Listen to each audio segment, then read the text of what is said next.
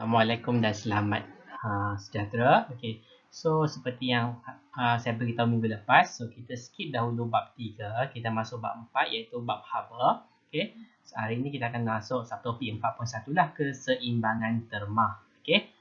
Sebelum kita mula, seperti biasa, okay, saya akan bagi soalan untuk hari ini. Okay, soalan ini kamu hendaklah tulis dalam jawapan dia hendaklah kamu tulis dalam ruangan komen lah macam biasa.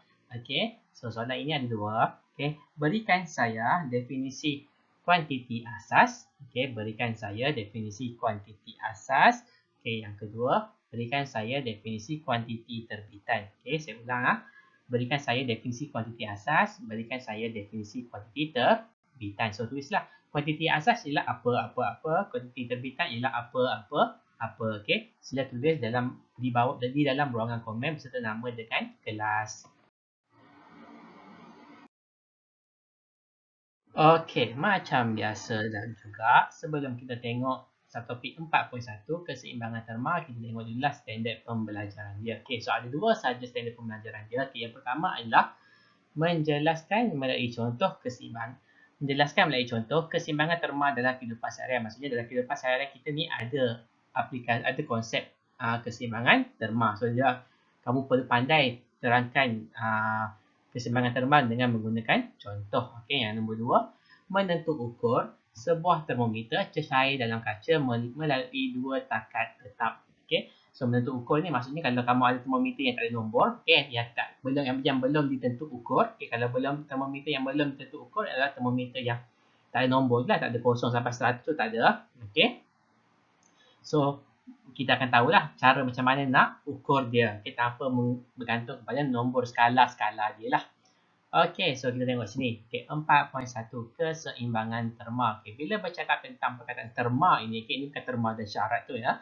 Okey, ini adalah terma thermal. Okey, yang merujuk kepada haba. Okey, so dari segi ayat yang keseimbangan terma, maksudnya kat sini kita boleh simpulkan bahawa keseimbangan tu maksudnya macam samalah. Okey, terma tu haba. So kita bercakap yang haba yang sama. So apa yang sama? Dalam mana situasi habanya sama? So kita tengoklah.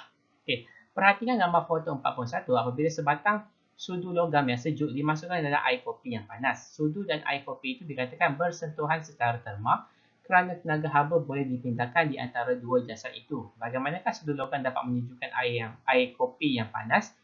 Apakah keadaan akhir yang akan dicapai oleh sudu dan air kopi? Okay, dia bagi situasi kat sini ada kopi yang panas dan ada satu sudu besi, sudu logam kan, dia pakai sudu logam yang sejuk. Okay, dia masukkan dalam air kopi ni. So apa yang akan berlaku adalah akan berlaku pemindahan haba antara sudu dengan air kopi inilah. Kita abaikan cawan ni, kita hanya ambil fokus pada air kopi dan juga sudu ini saja. Okay, so akan ada berlaku pemindahan haba di mana sudu berada dalam keadaan sejuk, kopi berada dalam keadaan yang panas. Okay, kalau fikir secara logiknya, kamu mungkin akan kata haba akan mengalir ke dalam sudu. Okay, tak salah kamu cakap macam tu, tapi sebenarnya dalam pada yang sama, haba daripada kopi mengalir kepada sudu, haba dalam sudu pun mengalir ke dalam kopi. Okay, dia akan mengalir sama-sama. Bahan yang sejuk, okey, masih lagi ada haba walaupun dia sedikit. Okey, kalau suhu dia rendah maksudnya habanya sedikit. Kalau suhunya tinggi, kalau suhunya tinggi jadi kuantiti habanya adalah tinggi. Kalau suhu yang rendah mempunyai kuantiti haba yang rendah. Okey, jika dua objek itu bersentuhan, dalam kes ini kita akan panggil sebagai sentuhan terma. Okey, sentuhan terma maksudnya sudu dengan kopi ini bersentuhan dengan sentuhan terma. Jadi haba akan mengalir daripada kopi ke sudu dan sudu ke kopi.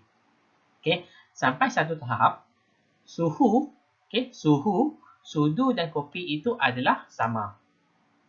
Okey, bila suhu sudu dan kopi itu adalah sama, so kita boleh kata kita boleh kata sudu dan kopi itu sudah mencapai keseimbangan terma. Okey, nanti kita tengoklah ada lagi explain dekat situ. Next slide nanti.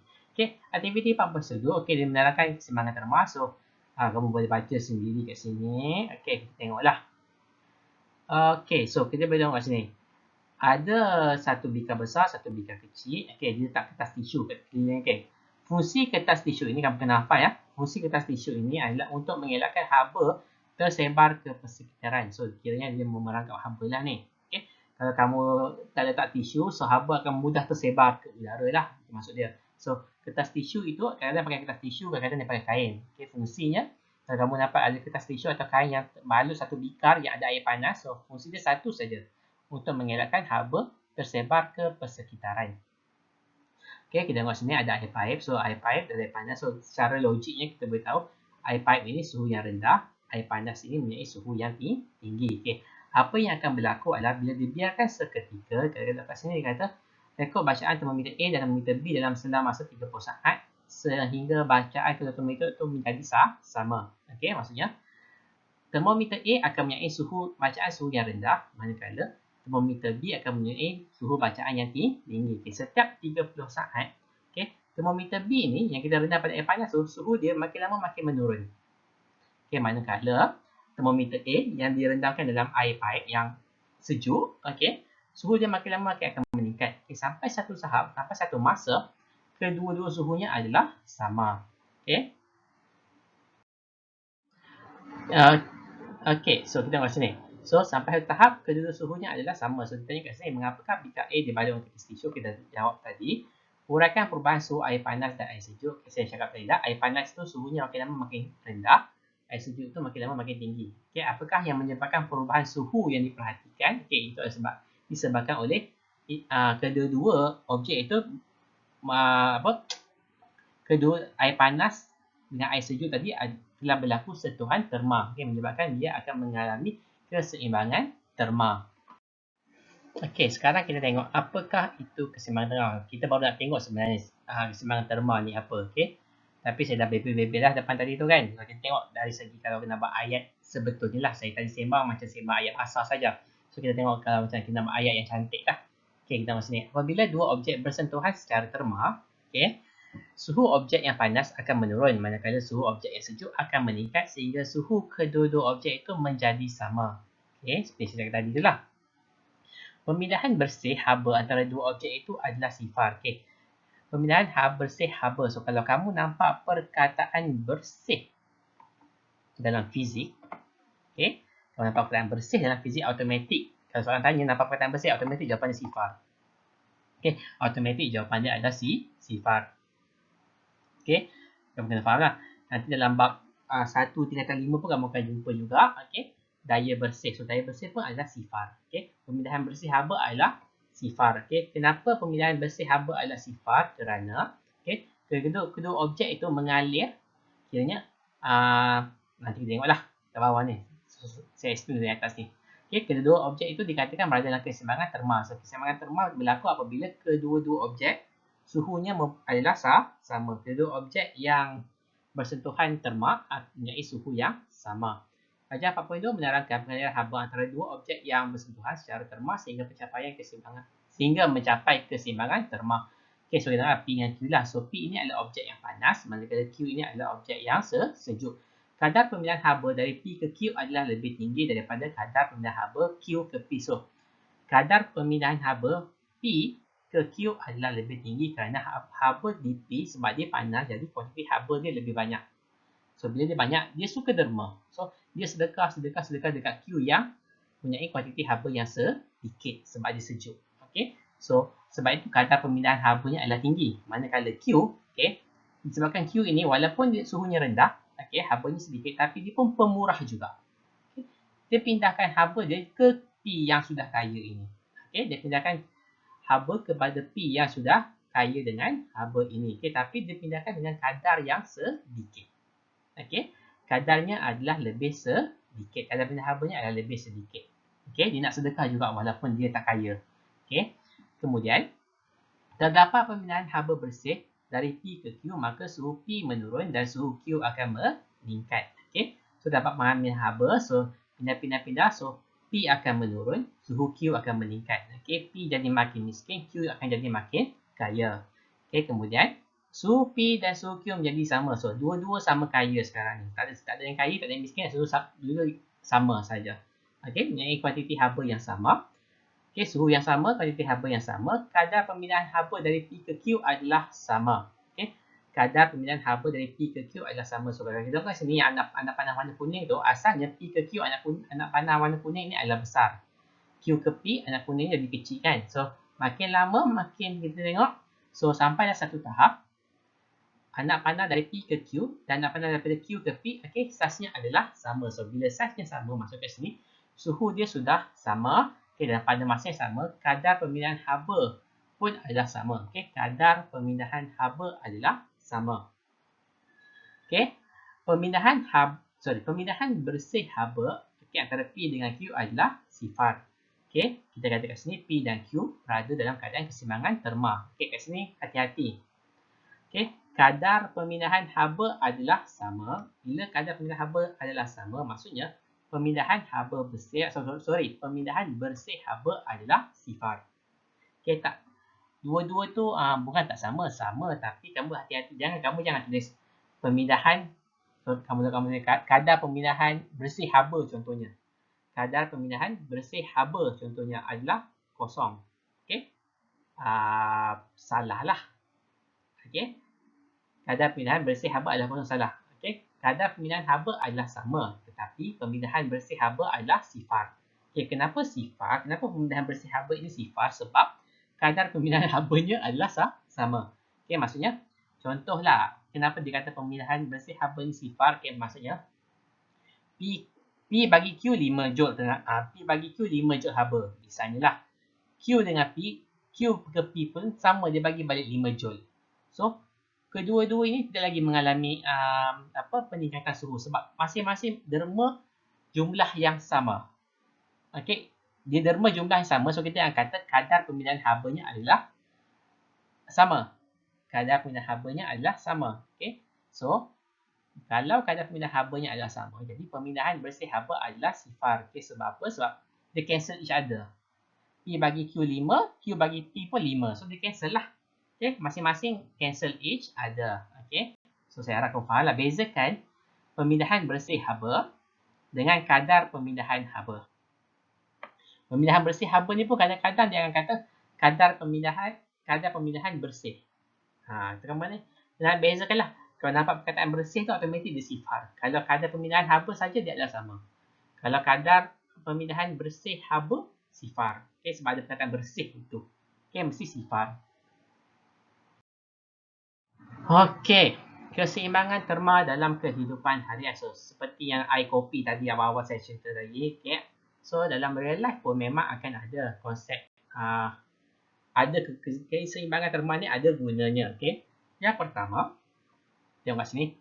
Ada dua lah. Satu memanaskan objek, satu menyejukkan objek. So, itu yang pertama, memanaskan objek. Ada dua contoh dia bagi kat sini. Udara panas di dalam ketuhar bersentuhan dan secara terma dengan adunan kek. Okay. Udara panas dalam ketuhar bersentuhan secara terma dengan adunan kek.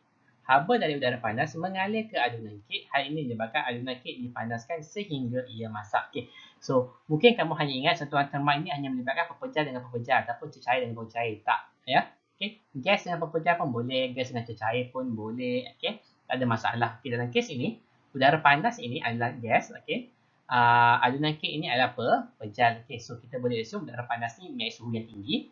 Okay, adunan kek itu suhu yang rendah lah sebab daripada luar oven kan. So bila kamu masukkan ke dalam oven, so oven udara panas dalam oven itu akan memindahkan haba dia ke dalam adunan kek. Manakala haba dalam adunan kek ini pun akan memindahkan haba kepada udara yang panas tadi. Okay, dia orang pindah sampai satu tahap bila suhunya dah sama. So kek itu akan masak lah. Okay, kek itu akan masak. Okay, ini untuk memanaskan objek. Okay, yang pertama lah. Yang kedua, memanaskan objek. Okay, ini soalan yang kita boleh kata agak popular jugalah. Okay, termometer klinik diletakkan di bawah lidah pesakit. Haba dari badan pesakit mengalir ke termometer sehingga suhu kedua-duanya menjadi sama. Suhu badan pesakit dapat ditentukan kerana keseimbangan terma berlaku. Okay. Okay, so sekarang kita tak pakai sangat dah termometer klinik ni. Okay. Sekarang ni pun kita banyak pakai yang suhu tembak-tembak tu kan. Okay, yang pakai infrared tu.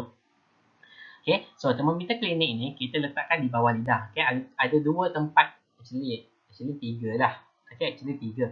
Ada dua tempat. Pertama bawah lidah. Ketiga bawah dekat ketiak. kedua-dua tempat ini adalah peka dengan perubahan haba.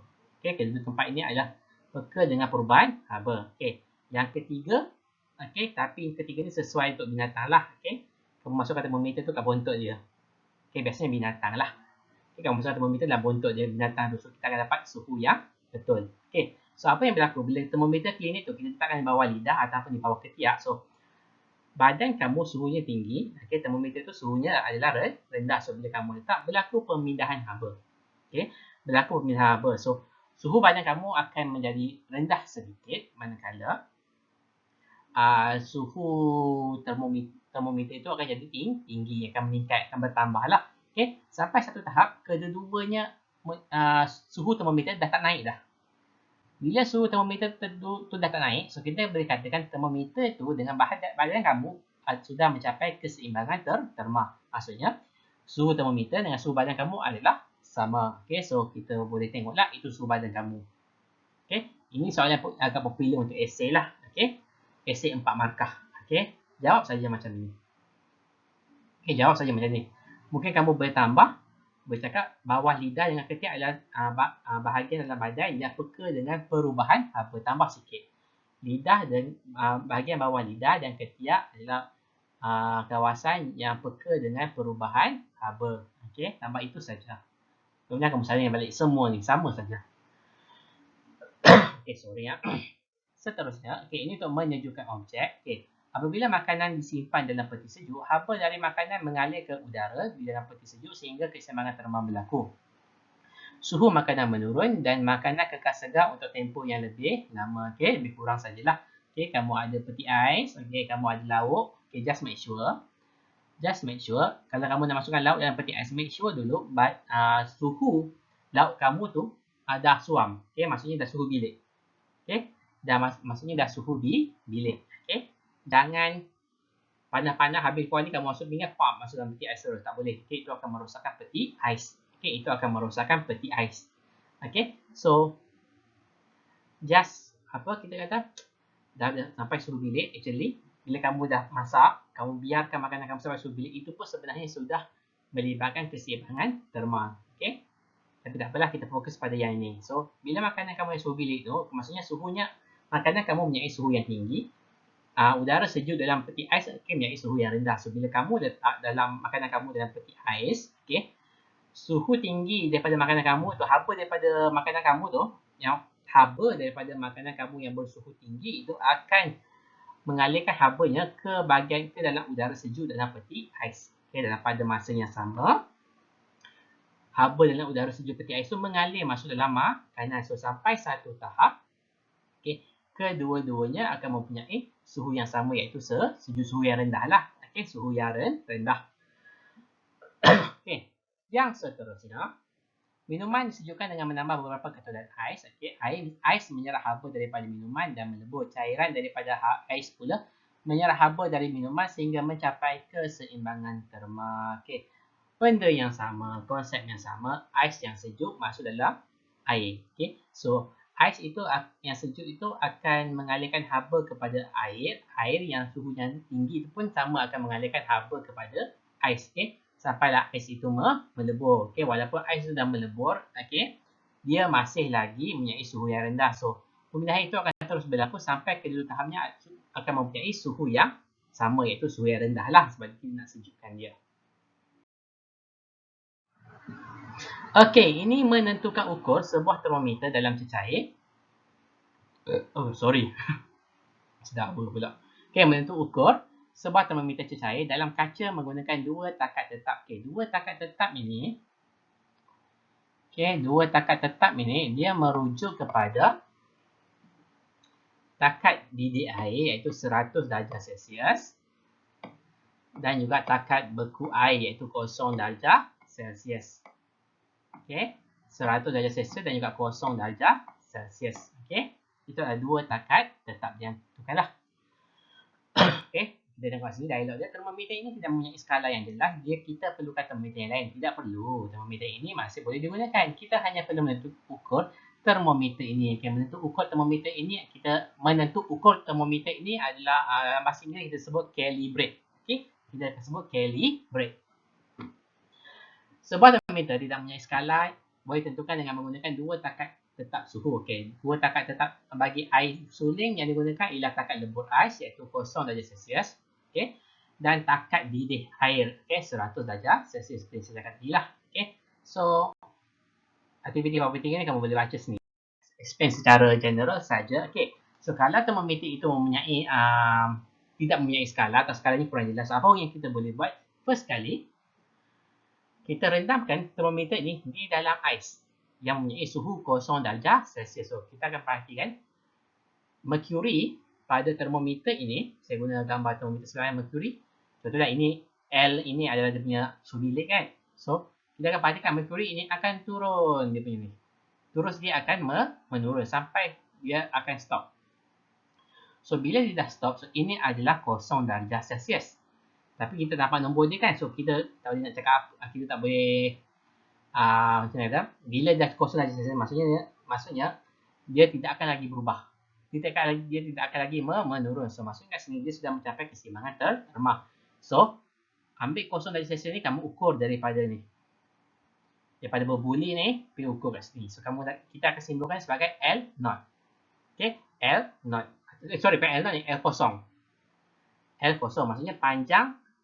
L ini adalah panjang, okay, length. Okay, panjang turus mercury pada suhu 0 darjah Celsius. So, kita panggil ini sebagai L0. Okay, kemudian, okay,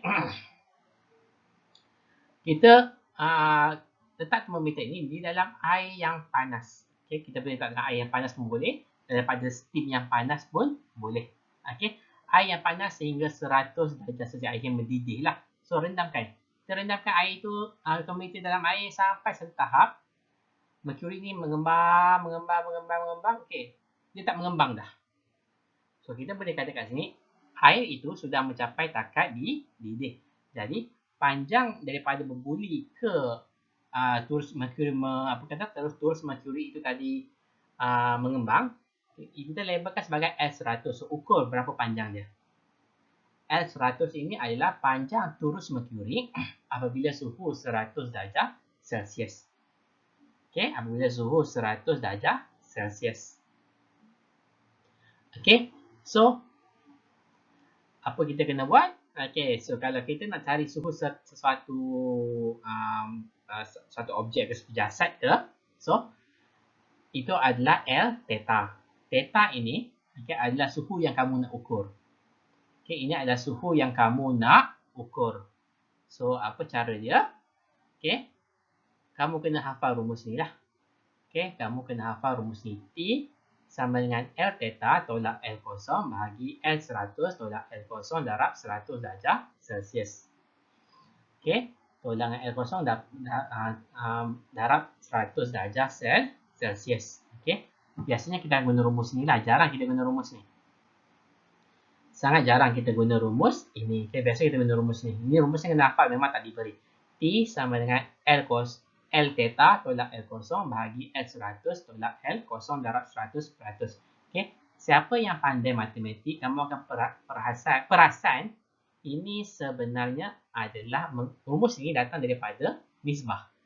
Okay, rumus ini datang daripada nisbah. Okay, kalau dalam exam nanti kamu tak reti yang mana pandai matematik lah, tak hafal rumus ni, kamu selesaikan rumus ni dengan menggunakan kaedah nisbah pun masih lagi dapat markah dengan syarat jawapan kamu adalah betul lah. Okey, so kita tengok kat sini. Penentu ukuran ialah proses penskalaan pada termometer untuk membuat pengukuran suhu. Suhu 0 darjah Celsius ialah takat tetap bawah dan suhu 100 darjah Celsius adalah takat tetap atas. Okey, panjang turus cecair dalam termometer adalah takat tetap bawah dengan takat tetap atas perlu dibahagi kepada 100. Maksudnya, 0 ini dengan sini, antara ni, okay, kamu kena bagi 100. Okay, kena bagi 100 untuk dapatkan 1 darjah Celsius tu. Okay, 1 darjah Celsius kat mana, 2 darjah Celsius kat mana. Okay, dengan ini, so dibagi kepada 100, bahagian yang sama dengan ini, termometer tersebut telah ditentu ukur, boleh digunakan untuk mengukur suhu 0 hingga 100 saja. Okey. Jadi kalau buat macam ni, kamu hanya boleh ukur suhu 0 hingga 100 darjah Celsius saja. Kalau kamu nak lebih tinggi, lebih rendah, so jangan guna air lah. Guna benda lain yang mempunyai takat didih yang lebih tinggi. Ataupun guna benda lain yang mempunyai takat lebur yang lebih, takat beku yang lebih rendah. Okay. So, latihan formatif 4.1 nyatakan apa yang berlaku kepada dua objek dalam keseimbangan terma. Okay, ceritalah apa yang berlaku. Cerita daripada awal, dia bersentuhan terma atau haba mengalir daripada mana ke mana, kemudian last kali jadi apa. Adakah badan kita berada dalam keseimbangan terma dengan persekitaran? Okay, terangkan jawapan anda. So, adakah badan kita ni dalam keseimbangan terma dengan persekitaran? Okay. So, apa kamu rasa? Ya ke tidak? Kalau kamu rasa ya, kenapa? Kalau kamu rasa tidak, kenapa? Okay. 3. Aisyah menggunakan sebuah termometer mama yang tidak berskala untuk menentuk ukur suhu pada suatu larutan theta darjah Celsius. Boleh mendapati panjang terus cahaya dalam termometer apabila termometer itu dimasukkan dalam larutan tersebut adalah seperti yang ditunjukkan dalam rajah 4.6. Hitungkan suhu larutan theta dalam unit darjah Celsius. Okay. Untuk yang ini, kamu boleh pakai rumus yang ini. Okay, boleh pakai rumus ini pun datangnya daripada nisbah juga. Okay, boleh pakai rumus ini. Okay, rumus ini sebenarnya datang pun dari sini juga sebenarnya, benda yang sama lah. Okay, dalam kes ini dia tak bagi kan panjang L kosong, so kita tak boleh pakai L kosong lah. Okay, bila tak ada L kosong, kita kena pakai rumus yang ini. Okay. So, itu sahaja untuk hari ini. Okay, jangan lupa jawab soalan yang saya bagi awal-awal tadi. Okay, kuantiti skala dengan kuantiti skala dengan kuantiti terbitan, apa definisi dia ya. Okay, jangan lupa tulis nama dan juga kelas. So, itu sahaja untuk hari ini. Okay, sekian. Terima kasih.